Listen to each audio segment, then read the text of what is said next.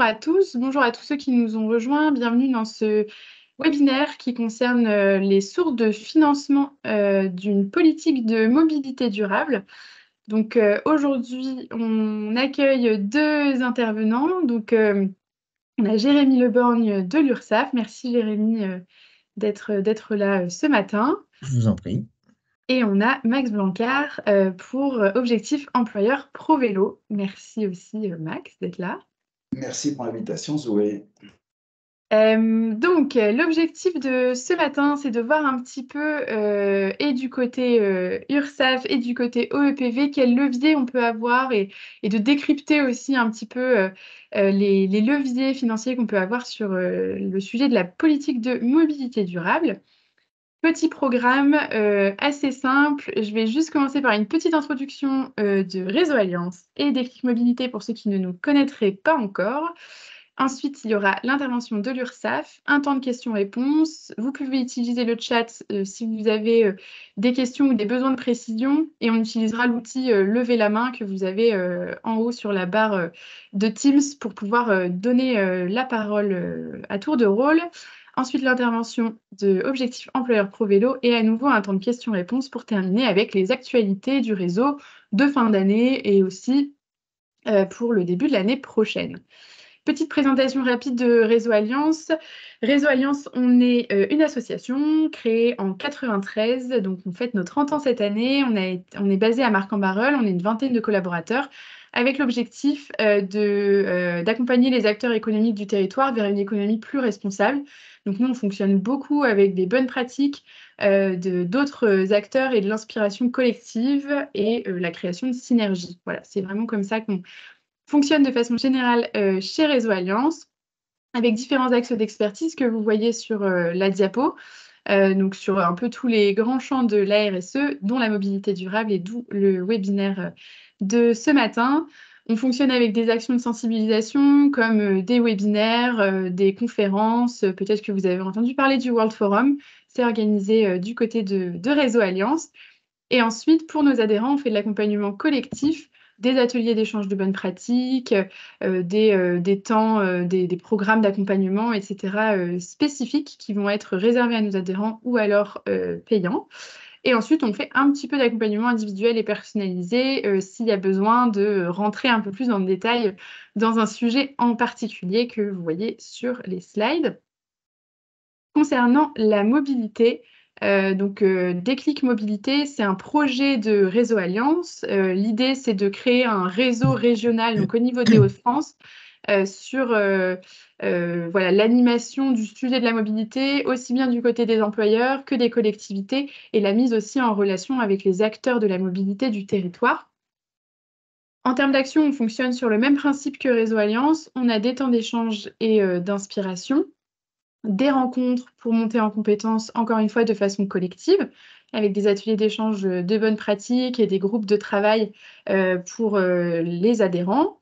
Et ensuite, une formation inter-entreprise sur le management de la mobilité et le plan de mobilité employeur, dont je vous parlerai un petit peu plus tard. On lance la nouvelle promotion de formation en 2024, si ça vous intéresse. Et on fait également un petit peu de coaching personnalisé. En plus de ça, Déclic Mobilité, c'est un site internet, peut-être que vous le connaissez déjà. On a une 60aine de bonnes pratiques référencées, un annuaire qualifié, à peu près 150 acteurs de la mobilité du territoire des Hauts-de-France ou d'ailleurs qui peuvent intervenir aussi dans vos différentes structures. On fait pas mal de veille réglementaire, on essaye de rester à l'affût de tout ce qui est proposé au niveau national et au niveau du territoire. Et on vous propose aussi des outils et des méthodes pour avancer sur vos sujets de mobilité. On organise aussi, on co-organise avec la CCI Hauts-de-France le challenge de la mobilité. Donc vous avez certainement entendu parler, qui a lieu tous les ans la 3e semaine de septembre. Et on a aussi, dans le cadre du World Forum, un parcours mobilité, donc avec des conférences, des ateliers qui sont proposés tous les ans. Et en termes d'actualité, pour 2024, on a une étude de cas inspirante hors région. On s'est penché sur la région Normandie pour voir un petit peu comment est-ce qu'on pouvait aussi trouver de l'inspiration de l'autre côté de notre frontière régionale. Et on a développé ces dernières années une offre à destination des collectivités en partenariat avec le CREM et aussi un projet autour des nudges. Peut-être que vous avez aussi entendu parler de ce projet. Vous voyez un exemple juste à droite de voir un petit peu comment est-ce que, en donnant un petit peu des petits coups de coude par des visuels de communication, on peut aussi faire changer les habitudes de mobilité. J'en ai fini pour la présentation de Réseau Alliance et de Déclic Mobilité. Je voulais juste faire une petite parenthèse. Peut-être que ceux qui ont participé au dernier webinaire qu'on a organisé ont déjà vu cette slide. Elle me paraît intéressante à rappeler. En termes de réglementation sur la mobilité durable, je ne vais pas rentrer dans le détail de absolument tout ce qui est écrit. Je vous le laisse afficher à l'écran.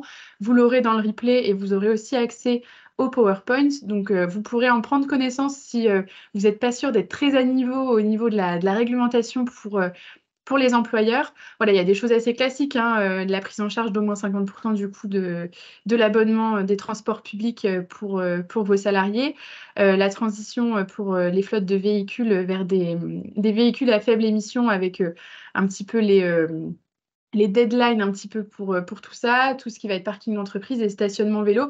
Je vous laisserai en prendre connaissance. On a aussi fait un article sur notre site internet qui permet de répertorier tout ça pour être sûr que vous soyez bien à niveau et que vous n'ayez manqué aucune information sur le sujet de la réglementation.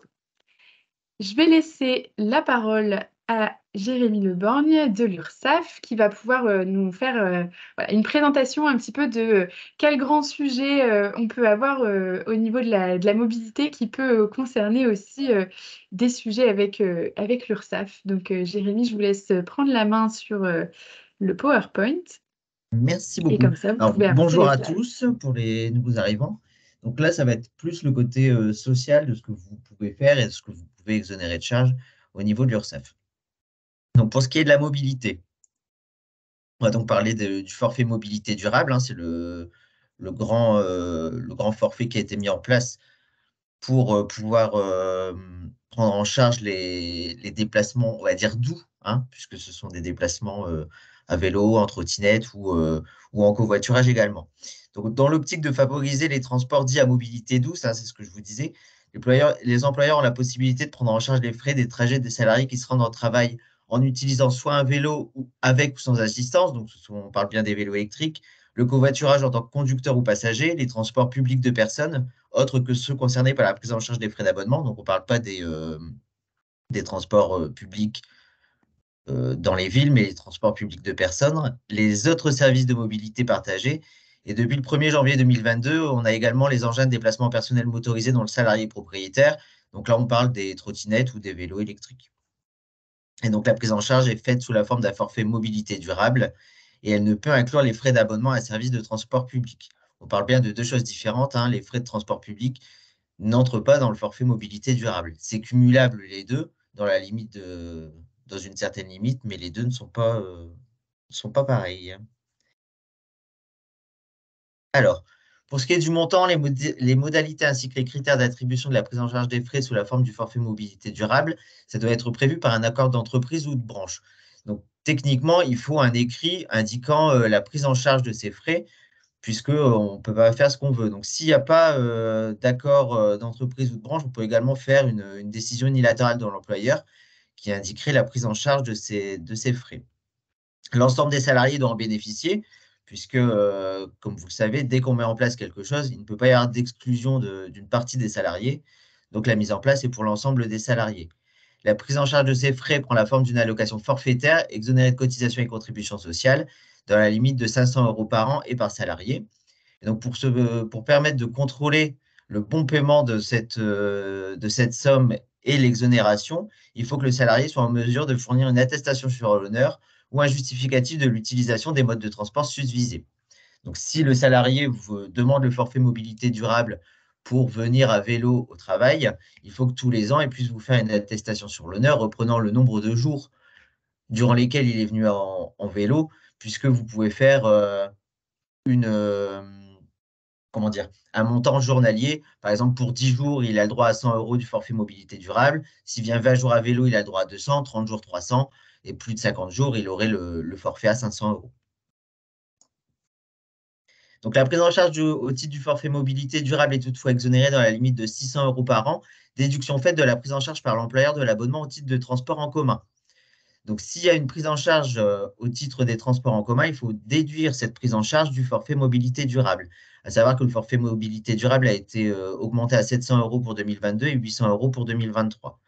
Il y a également un cumul possible avec la prise en charge des abonnements de transport public de personnes ou de services publics de location de vélo et les frais de carburant et frais exposés pour l'alimentation de véhicules électriques, hybrides rechargeables ou hydrogène. Dans ce cas-là, le forfait est limité à 500 € par an, déduction faite de la prise en charge par l'employeur des éléments que je viens de vous donner. Pour ce qui est de l'indemnité kilométrique vélo, donc elle a été supprimée en 2019, le 24 décembre exactement. Par contre, il y a toujours une tolérance pour les déplacements. Alors, pour les déplacements domicile-travail. Et pour ceux qui versaient l'indemnité kilométrique vélo avant sa suppression au 24 décembre 2019, elle peut toujours être versée. Par contre, les conditions de cumul prévoient pour le forfait mobilité durable une exonération. Alors, c'est toujours pareil. Donc, l'indemnité kilométrique, comment dire, l'indemnité kilométrique vélo est assimilée au forfait mobilité durable et les limites d'exonération sont les mêmes. Donc, on ne peut pas verser plus d'un certain montant d'indemnité kilométrique vélo si on prend en charge la moitié des abonnements de transport public. J'ai été clair?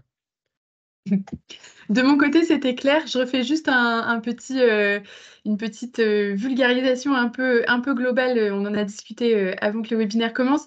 On a beaucoup de personnes nous interrogent justement sur le fait qu'il y a une petite aide vélo pour les trajets domicile-travail, donc l'indemnité kilométrique vélo, qui du coup aujourd'hui entre dans le forfait mobilité durable. Donc c'était tout l'objectif de cette présentation, c'était de dire voilà, si vous avez un versement aujourd'hui qui est l'indemnité kilométrique vélo, elle est transformée donc, depuis le 24 décembre 2019 en forfait mobilité durable et donc vous ne devez pas dépasser 800 € sur le coût total de la prise en charge des transports publics et du versement de l'indemnité kilométrique vélo.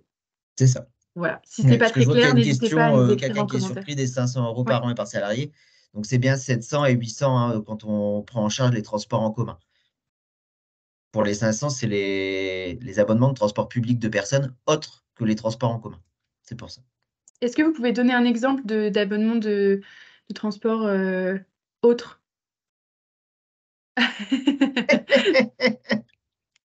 de souci. Alors, j'aurais pu vous donner un service public de location de vélo, par exemple sur l'île, si Ouais. la personne a un abonnement pour les Vélib. Mhm. Donc là, ça serait 500 €. Transport public de personnes, alors là, comme ça ne me vient pas. C'est vrai que j'ai jamais rencontré le cas. Un abonnement de transport public de personnes, là, tout de Pas de suite, souci. non. On va regarder, on mettra dans le commentaire, il n'y a y a pas de problème.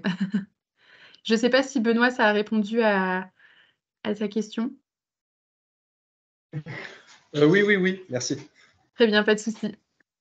On va faire un petit point également sur l'avantage en nature véhicule. Ce n'est pas vraiment du forfait mobilité durable, mais avec le développement des véhicules électriques, il y a quand même des petites choses à savoir pour les avantages en nature véhicule. Donc, il y a deux types d'évaluations qui peuvent être faites par l'employeur, soit sur la base des dépenses réellement engagées ou sur la base d'un forfait annuel. Donc, il faut bien savoir que c'est la mise à disposition d'un véhicule de l'entreprise à certains salariés. Donc, soit on fait une évaluation au forfait sur la base des dépenses réellement engagées ou sur la base d'un forfait annuel. Il faut bien différencier la mise à disposition du véhicule. Soit il y a une prise en charge du carburant professionnel et personnel, ou il n'y a pas de prise en charge du carburant personnel et le salarié continue à payer son carburant personnel. Mais il a quand même le véhicule à disposition. Donc, dans ce cas-là, vous avez ce petit tableau récapitulatif sur les dépenses réelles. À savoir que quand on est sur les dépenses réelles, il faut faire une régularisation en fin d'année s'il y a une prise en charge du carburant personnel, puisqu'en début d'année, on ne peut pas connaître le montant du carburant personnel. Donc, automatiquement, à chaque fin d'année, il faudra faire une régularisation. C'est pas vraiment. Les dépenses réelles ne sont pas beaucoup appliquées en entreprise, hein. On est plus sur du forfait. Donc, le forfait, c'est plus simple, hein. Si c'est un véhicule acheté, c'est 9% du coût d'achat TTC par an ou 6% si le véhicule a plus de 30 ans, de 5 ans. 30 ans, ça fait un véhicule assez ancien. Et si c'est un véhicule loué, c'est 30% du coût global annuel de la location. Ça, c'est si le carburant personnel n'est pas pris en charge par la société. Si la société ne fait pas de différenciation entre le carburant personnel et professionnel, c'est 12% du coût d'achat TTC, 9% si le véhicule a plus de 5 ans, ou 9% du coût d'achat TTC plus le carburant à titre privé, 6% si le véhicule a plus de 5 ans. Toujours pareil, le carburant à titre privé, il faut faire une régularisation en fin d'année. On peut faire une projection pour dire de coller au mieux au mois le mois, mais en fin d'année, il faudra faire une régularisation. Et pour les véhicules loués, 40% du coût global annuel de location TTC. Donc, ce qu'on entend dans le coût global, c'est la location, l'entretien, l'assurance et l'essence privée et professionnelle, ou 30% du coût global annuel de la location TTC, plus le carburant à titre privé. Toujours pareil, si on fait avec le carburant à titre privé, il faudra faire une régularisation en fin d'année. Le seul cas où on ne fait pas de régularisation en fin d'année, c'est les 12% du coût d'achat pour le véhicule acheté et les 40% du coût global annuel de la location. Donc, à savoir également qu'il y a une instruction qui indique que le coût de la location ne peut pas dépasser le coût d'achat. C'est-à-dire que les 40% du coût global annuel ne peuvent pas dépasser les 12% du coût d'achat. Si ça dépasse, il faut se cantonner aux 12%. Ça a été clair ouais. De mon Donc, côté, oui, n'hésitez pas hein, dans les oui, surtout. commentaires si vous avez des questions. Donc, c'est ce que je viens de vous dire. En cas d'évaluation au forfait pour un véhicule loué, le ministère, par mesure de tolérance, limite l'avantage location à l'avantage achat. L'avantage location ne doit pas excéder le montant qui aurait résulté si le véhicule avait été acheté. Donc là, vous avez un résumé de ce que je viens de vous dire avec le petit tableau. Et on va passer aux véhicules électriques, puisqu'il y a des tolérances qui ont été mises en place également pour les véhicules électriques. Donc, même modalité de calcul que je viens de vous donner pour les véhicules thermiques. Mais par exemple, si on fait les 12% du coût d'achat, on va dire un véhicule électrique qui coûterait 30 000 euros. Donc 30 000 euros, les 12% par an, ça nous ferait un avantage en nature qui serait à 3 600. Il y a un abattement de 50% dans la limite de 1 800 euros par an qui peut être effectué. Bon, en plus, 3 600, ça fait 2 fois 1 800. Donc là, on serait sur l'abattement maximal. Donc l'avantage en nature, au lieu d'être de 3 600 à l'année, il serait uniquement de 1 800. C'est également pour favoriser les véhicules électriques et aussi parce que les coûts d'achat sont plus importants pour les véhicules électriques que pour les véhicules thermiques. Donc ça, pour l'instant, c'est jusqu'au 31 décembre 2024. C'est pareil, si le véhicule est loué et option pour évaluation au forfait, l'avantage se calcule sur 30% du coût global annuel. Donc là, les 40% ne sont pas appliqués. Et il n'y a pas de prise en compte des frais d'électricité payés par l'employeur dans le calcul de l'avantage. En fait, c'est négligé. C'est pour ça qu'on ne parle pas d'électricité à titre professionnel et personnel. Le côté personnel est négligé. Donc, sachant que pour les frais d'installation par l'employeur sur le lieu de travail, celle-ci étant la propriété de l'employeur, il ne s'agit donc pas de la prise en charge d'une dépense personnelle des salariés et ne constitue pas un avantage en nature. Donc, il n'y a aucun avantage en nature pour l'utilisation d'une borne sur les lieux de travail. Donc ça, c'était le point pour les véhicules électriques. Et il y a également une petite précision qui est faite pour la mise à disposition d'une flotte de vélos.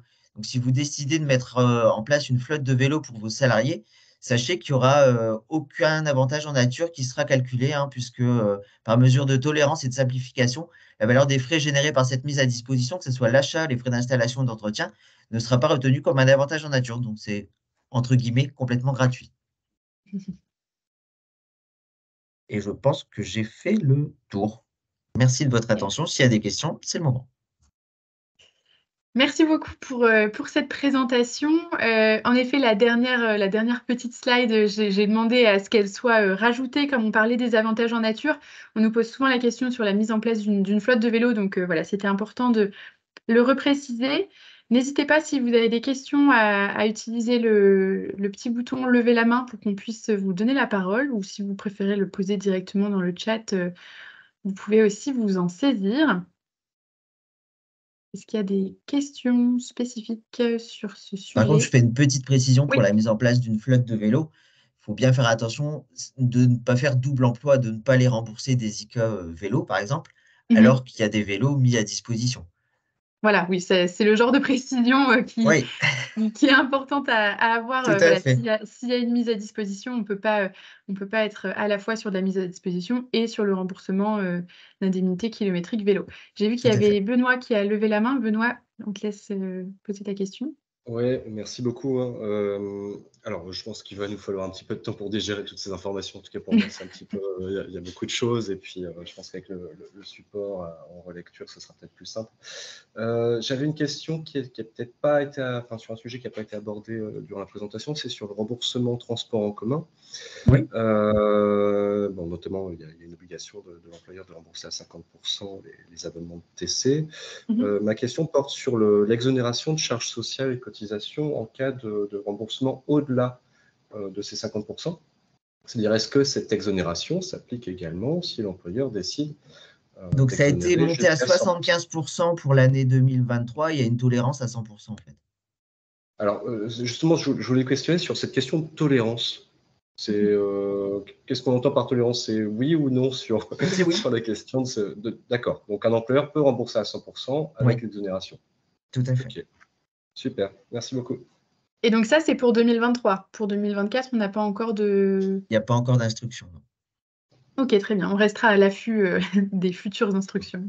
Je vais Merci, en regarder tout en cas, c'est même temps que intéressant. vous faites la continuité. Si je trouve l'information, je vous la donne. Oui, j'avais cru lire que c'était pour voilà, une tolérance en cas de remboursement qui ne répond pas à des convenances personnelles. Voilà, C'est un ça. petit peu En le fait, terme. s'il a l'obligation de prendre les transports en commun, il est fait 1, 2, 3, il est effectivement toléré que l'employeur le rembourse à 100%. D'accord, super, merci. Je vous en prie. Et on a une question sur la déclaration. Comment est-ce qu'on peut...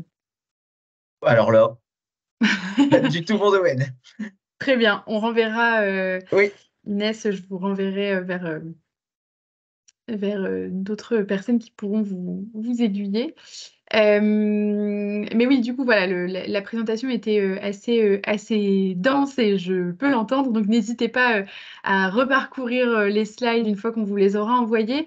Je vous ai mis dans le chat pour ceux qui ne connaîtraient pas spécialement le forfait mobilité durable ou qui ne seraient pas très familiers. On a fait déjà une présentation au mois de février du forfait mobilité durable, de ses grandes tendances, de sa mise en place effective aussi dans une structure des Hauts-de-France.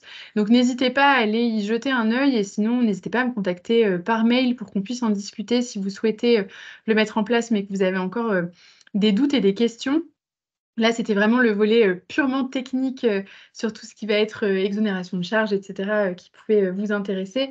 Et le côté mise à disposition de flotte et avantages en nature, comment est-ce que tout ça a été géré. Donc voilà, n'hésitez pas s'il y a d'autres questions, s'il y a d'autres besoins, à l'écrire dans le chat. On va peut-être passer à la présentation suivante, du coup, avec l'intervention de Objectif Employeur Pro Vélo. Je vous laisse prendre le contrôle de l'écran. Merci Et voilà. Zoé. Je Et, si prends le contrôle de l'écran. et Voilà, allez-y. merci beaucoup. Alors, je suis effectivement Max Blancard de la FUB, la Fédération française des usagers de la bicyclette, et je suis venu vous parler aujourd'hui d'Objectif Employeur Pro Vélo.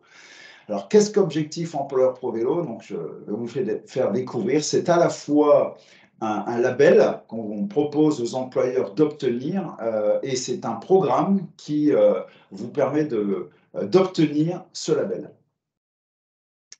Alors, juste en 2 mots, la FUB, Fédération française des usagers de la bicyclette, c'est quoi? C'est une fédération. On agit en s'appuyant sur 450 associations pro-vélo en France. On est l'interlocutrice naturelle de toutes les autorités à tout niveau, de la commune jusqu'au gouvernement, en matière de mobilité active. On fait entendre la voix des vélotaffeurs et des cyclistes, et on n'est pas spécialement des sportifs. Ce qu'on prône avant tout, c'est l'usage du vélo au quotidien.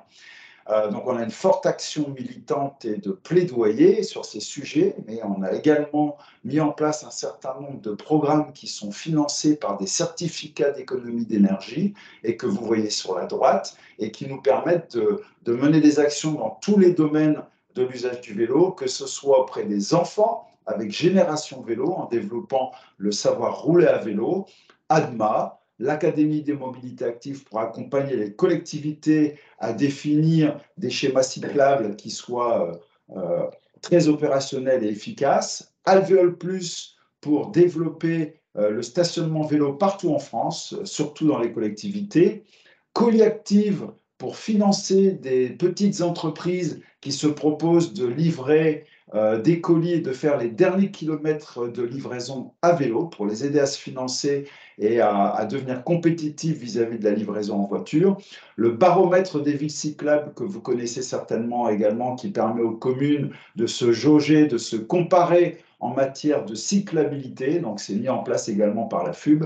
Et Bicicode, qui est notre laboratoire à la fois pour les antivols, le marquage, l'éclairage, les assurances et enfin Objectif Employeur Pro Vélo que je vous présente aujourd'hui. Objectif Employeur Pro Vélo, donc c'est quoi? Ben, c'est en fait un programme qui est financé par des certificats d'économie d'énergie. Si vous avez des questions sur ce sujet, je pourrais y répondre. Mais son objectif, c'est quoi? C'est d'embarquer les employeurs dans le système vélo et de faire en sorte que leurs employés, leurs salariés, leurs agents pour les collectivités reviennent au boulot à vélo. On estime qu'on passe quand même une grande partie de notre temps personnel chez son employeur, et donc l'employeur a forcément un rôle à jouer pour nous faire adopter les bons comportements également dans l'usage du vélo. Et ce qu'on se propose, c'est d'accompagner ces employeurs pour le faire le mieux possible. Alors pourquoi le vélo c'est bon? C'est bon pour la santé de vos employés, bien évidemment, parce que ça réduit les risques de cancer, de troubles cardiovasculaires, parce qu'on fait de l'exercice quand on fait du vélo, même avec un vélo électrique.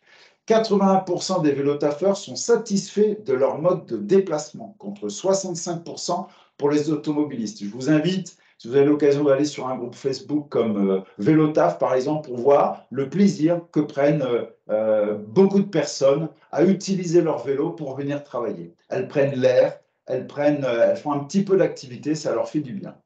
Pour ceux qui auraient un job physique, plus physique, eh bien, le fait de venir au travail en vélo permet d'être déjà chaud et d'éviter peut-être de s'abîmer le corps par des manipulations ou autres.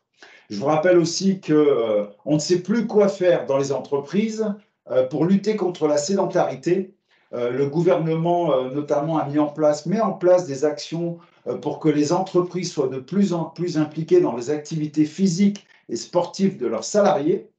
Peut-être qu'un jour, enfin un déclic mobilité peut-être pas, mais que le réseau Alliance sera amené à en parler également. Et bien, sachez que le programme OEPV est officiellement reconnu comme étant un programme qui permet de répondre à ces nouvelles obligations des entreprises en matière d'activité physique et sportive. Non seulement c'est bon pour la santé, mais le vélo, c'est aussi bon pour le climat. Et je voudrais juste attirer votre attention sur ce point-là. 60% des déplacements domicile-travail qui font moins de 5 km aujourd'hui se font en voiture. C'est même 42% qui font moins de 1 km et qui se font en voiture. Imaginez un petit peu ce qu'on dégage comme gaz à effet de serre pour faire 1 km de voiture. C'est juste énorme et c'est pour ça que ce programme il est important. C'est pour ça qu'il est important que les employeurs s'en emparent et mènent ce programme auprès de leurs employés. C'est également bon pour le porte-monnaie et en ces temps d'inflation, ça n'est pas négligeable, que ce soit d'ailleurs pour les employeurs ou pour les employés, puisque pour un trajet de 10 km par jour, on estime que le coût des dépenses sera de 100 € par an à vélo contre 1 000 € en voiture. Et ça, c'est vraiment au bas mot, comme on dit. C'est bon pour l'entreprise, puisqu'on note une baisse de l'absentéisme de 15%, tout simplement parce que les gens sont moins souvent malades, parce qu'ils font de l'activité physique. Ils sont plus ponctuels. Dès qu'on est vraiment dans des zones urbaines, le vélo permet de vraiment maîtriser son temps de trajet. Je ne vous dis pas que ce sera toujours plus rapide que la voiture. Et encore, quand on voit certaines moyennes, quand on est sur la région parisienne, comme nous, moi j'ai été chef de vente sur la région parisienne, ma vitesse moyenne sur un plein de voitures, c'était 23 km/h. Bon, ben, aujourd'hui, mais en déplacement à vélo, c'est, quand je suis en forme, 21 km/h. Vous voyez, donc on n'en est pas loin. Et je suis ponctuel, à quelques minutes près, je suis toujours arrivé au bureau dans le même temps parce que, on n'a pas de bouchon quand on est à vélo. Ça fait revenir les salariés au bureau. C'est un fait important. Le confinement, la mise en place du télétravail, surtout, ont fait que beaucoup de salariés se sentent bien chez eux pour travailler et ont parfois un peu de mal pour revenir au bureau. Le fait de le faire à vélo facilite ce retour au bureau. Le label employeur qu'on va vous présenter, le label employeur ProVélo, ça enrichit la marque employeur. C'est vraiment un critère important pour les entreprises qui ont besoin de faire venir chez elles des jeunes ingénieurs, des jeunes diplômés qui sont de plus en plus sensibles à ces sujets. Bien sûr, la rémunération, bien sûr, la qualité de vie au travail, c'est important, mais les entreprises qui font des efforts pour faire revenir leurs salariés à vélo, les nouveaux salariés savent bien leur rendre. On a parlé du FMD avec l'intervenant précédent. Ben, c'est aussi un point important qui est intéressant pour l'entreprise. Il avait été relevé à 800 € lorsqu'on inclut, par exemple, le forfait transport. Il existe également pour la fonction publique. Il est à 300 € pour les 3 fonctions publiques. C'est important. Qu'est-ce que le label? Donc, eh bien, il va valoriser votre engagement en faveur du vélo. Il va renforcer votre marque employeur. Il va vous permettre de vous engager ou de conforter votre démarche RSE. Il vous fera progresser dans votre démarche ProVélo. Vous accéderez à la communauté employeur ProVélo, on en parlera un petit peu après, et il développera la pratique vélo de vos salariés avec tous les avantages que je vous ai donnés. Alors, qu'est-ce que le label employeur ProVélo? En fait, à la FUB, on a travaillé sur un cahier des charges employeur ProVélo. C'est un ensemble de critères, de consignes. Il y a 46 critères. 8 sont obligatoires, 38 autres vous rapportent des points. Et ce qu'on vous propose, en fait, c'est de vous mettre en route pour lever, pour remplir ces critères qui sont dans 5 domaines: pilotage et stratégie, communication, motivation. Les services, ce sont essentiellement des ateliers d'entretien vélo qu'on vous propose de faire pour vos salariés. La sécurité, c'est proposer à vos salariés des formations à l'usage du vélo, en ville notamment, ou à l'usage d'un vélo électrique. Et les équipements sont les équipements de stationnement. Et c'est Zoé qui tout à l'heure rappelait qu'il pouvait y avoir des obligations en la matière. Et je vous parle également pilotage et stratégie, parce que vous verrez que parmi nos critères obligatoires, il y en a un qui consiste à avoir un diagnostic mobilité vélo. J'ai vu que Zoé vous proposait des plans de mobilité entreprise. En faisant un plan de mobilité inter-entreprise, vous répondrez à un de ces critères obligatoires, qui est celui du diagnostic vélo. Donc c'est important, Zoé pourra vous en reparler. Donc, notre programme, en quoi consiste-t-il? Il va vous proposer de vous accompagner techniquement et financièrement vers la labellisation employeur ProVélo. Comment? En fait, le programme employeur ProVélo, c'est un parcours. Vous voyez ici un certain nombre d'étapes. Tout d'abord, on s'inscrit au programme, tout simplement. On va sur la plateforme Objectif Employeur ProVélo, on s'inscrit, on y met son numéro de SIRET. Il est important de bien comprendre qu'un employeur cherche à labelliser un site. C'est à ce niveau-là qu'on se labellise, puisque l'idée, c'est de fournir des services aux cyclistes de ce site. Ce n'est pas simplement de vouloir labelliser une enseigne. On travaille au niveau du site. Si vous avez plusieurs sites, il faudra envisager plusieurs parcours pour chacun de vos sites. Ensuite, ce site, le référent, qui a été nommé pour cela, réalise l'autodiagnostic en ligne. Il s'agit de répondre à un certain nombre de questions qui vous permettent de vous positionner par rapport en fait au cahier des charges. Puis, vous accédez gratuitement à une réunion de cadrage avec un spécialiste en mobilité qui va, par rapport au cahier des charges, en voyant votre autodiagnostic, vous conseiller dans des actions à mener. Vous remarquez avec vous que vous avez déjà rempli un certain nombre de critères, qu'il vous en reste un certain nombre d'autres à remplir, et il va vous conseiller dans le domaine pendant 1h30 en visio. C'est entièrement gratuit. Puis on vous proposera de signer la charte d'engagement. Alors je vous rassure, ça fait peur cette signature de charte d'engagement. En fait, c'est surtout un engagement vis-à-vis de vous-même. Vous ne devrez jamais rien à la FUB, vous ne devrez jamais rien à personne. Ce qu'on veut surtout avec cette signature de charte d'engagement, c'est vous expliquer qu'il vous faut un référent vélo pour suivre ce projet OEPV. Dans une entreprise, on sait bien, quand on lance un projet, il faut un chef de projet. Bien, ce référent, c'est un petit peu le chef du projet OEPV. Et ensuite, le point qui est important dans la signature de la charte d'engagement, c'est de vous faire comprendre que si vous souhaitez pouvoir bénéficier des cofinancements qu'on vous propose, il faudra aller sélectionner vos prestations, que je vais vous décrire juste après, dans un catalogue qu'on vous met à disposition L'avantage, c'est qu'on a référencé un maximum de prestataires qui répondent à nos cahiers des charges, dont les prestations sont très clairement précisées et ils ont signé des engagements pour cela, et leurs prix sont fixes et définis. Donc, vous n'avez que des avantages. Évidemment, on ne gagne rien, nous, très précisément, sur ces prestations. On ne prend rien, bien sûr, dessus. Quelles sont ces prestations? Elles sont de l'ordre du conseil. On peut vous accompagner pour vous conseiller, par exemple, à mener votre diagnostic ou votre plan d'action, qui sont des critères obligatoires. On peut également vous aider à former un référent ou une équipe de référents vélo si vous avez plusieurs sites. On peut le faire et on vous financera à hauteur de 60%. On finance des formations à la pratique du vélo au quotidien. Pourquoi on a fait ça? On veut impliquer les employeurs dans la reprise du vélo par leurs salariés. Ça peut inquiéter certains employeurs de faire remettre leurs salariés à vélo. Nous, on veut vous rassurer en les formant à la reprise du vélo et à réviser leur vélo également, en vous proposant des prestations de maintenance et de réparation financées à 40%. Et enfin, des équipements de stationnement de vélo qu'on peut financer à 40%.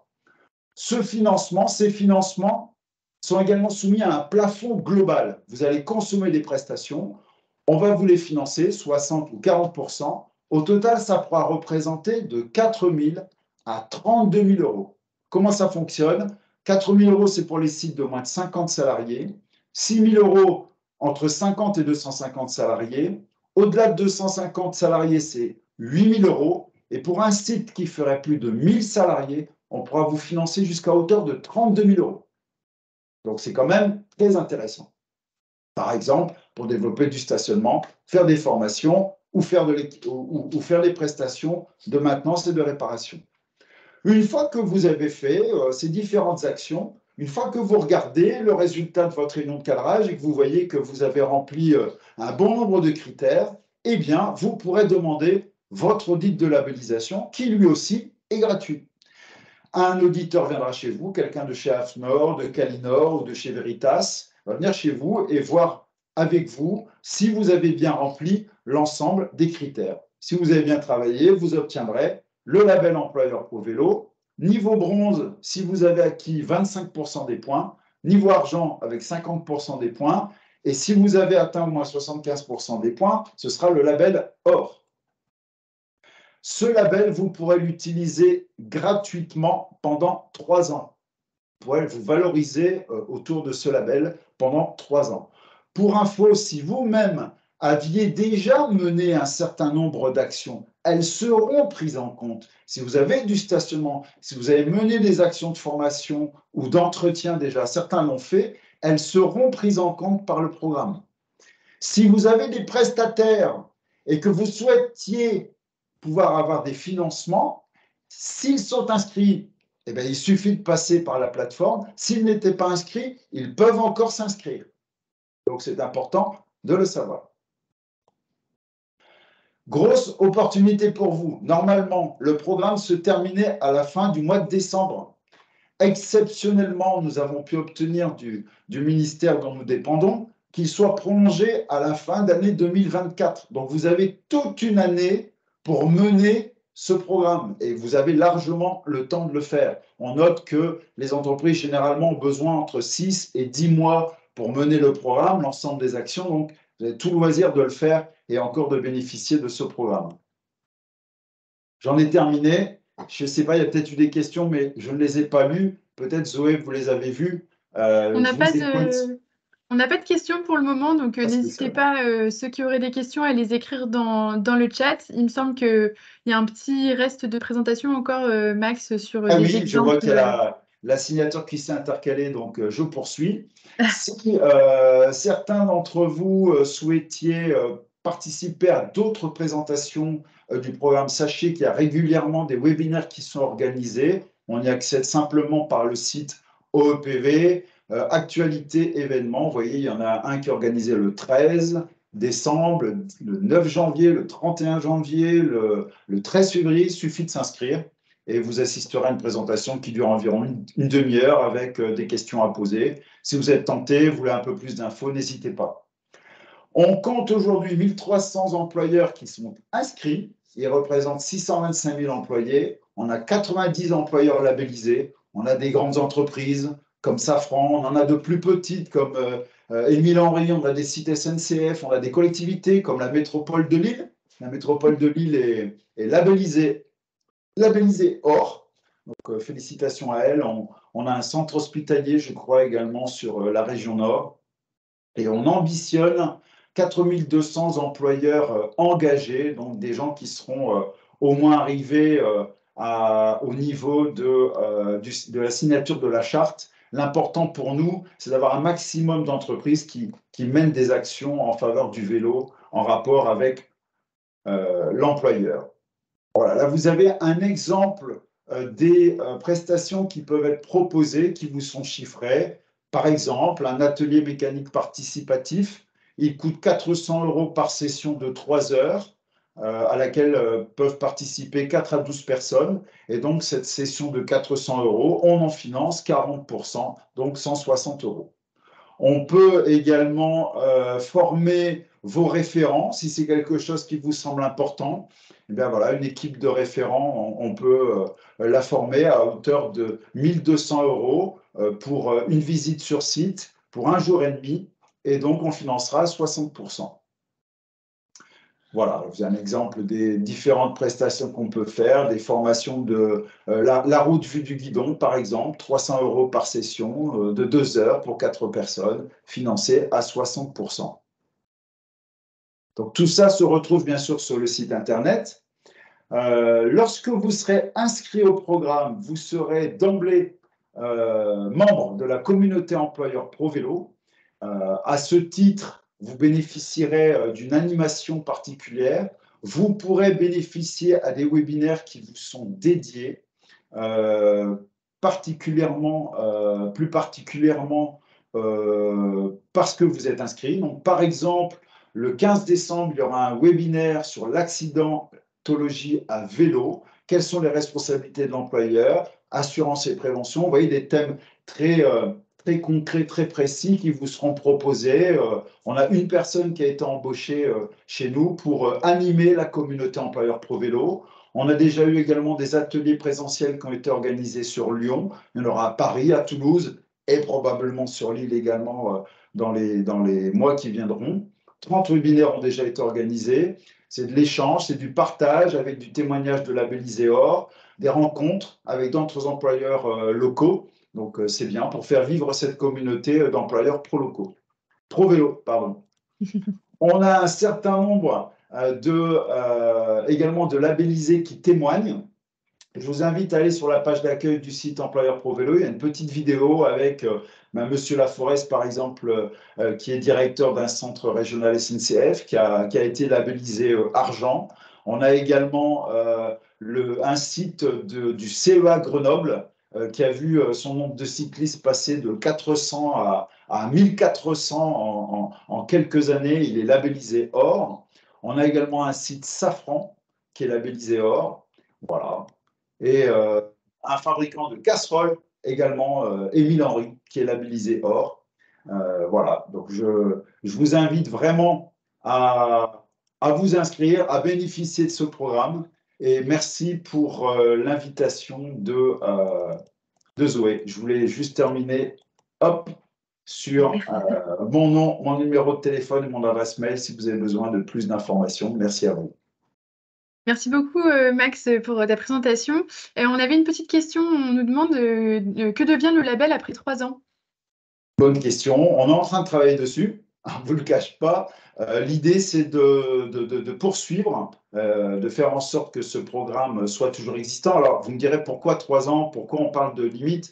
En fait, c'est lié à la nature du financement des programmes de la FUB qui sont financés par des certificats d'économie d'énergie qui ont une durée de vie en fait limitée. Mais ce label, il perdurera. Il est possible qu'au bout de 3 ans, on vous demande finalement de repasser pour voir si vous avez continué à faire des efforts en la matière. Possible qu'il soit payant également à partir de ce moment-là. On est en train d'y réfléchir. Ok, très bien. Merci beaucoup pour cette précision. On a Benoît qui nous écrit dans le chat que c'est un très beau programme. En effet, que le site de la MEL a été labellisé or cette année. Je voulais juste vous remettre en complément un témoignage du GAPAS Richard Huet qui a témoigné, ne pouvait pas être disponible aujourd'hui pour vous parler de la démarche. Le GAPAS, c'est un groupement d'associations et donc ils labellisent au fur et à mesure leurs sites qui sont dans les Hauts-de-France. Et donc là, ils ont procédé à la labellisation d'un site, il me semble, à Los, qui a reçu la labellisation or.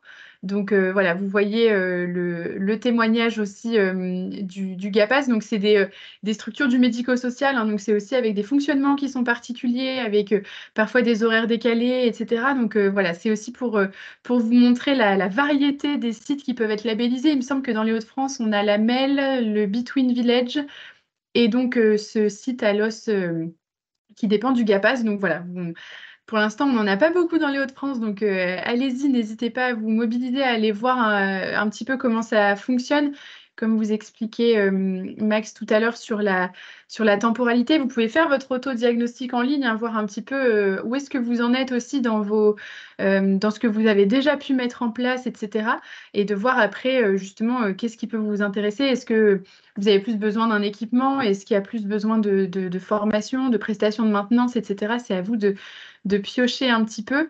Et puis, voilà, l'idée de cette présentation dans ce webinaire qui traite du financement, c'est justement le côté prise en charge d'une partie des actions que vous allez mettre en place, qui sont prises en charge par le programme Employeur Pro Vélo. Donc voilà, n'hésitez pas à y jeter un œil, à voir un petit peu ce qui pourrait vous correspondre et voilà, en fonction des objectifs que vous avez aussi dans vos structures. J'ai l'impression qu'il n'y a pas de questions, mais n'hésitez pas, hein, si vous voulez rebondir à tout ce qu'on vous a présenté. Max tout à l'heure a habilement rebondi sur la formation qu'on propose.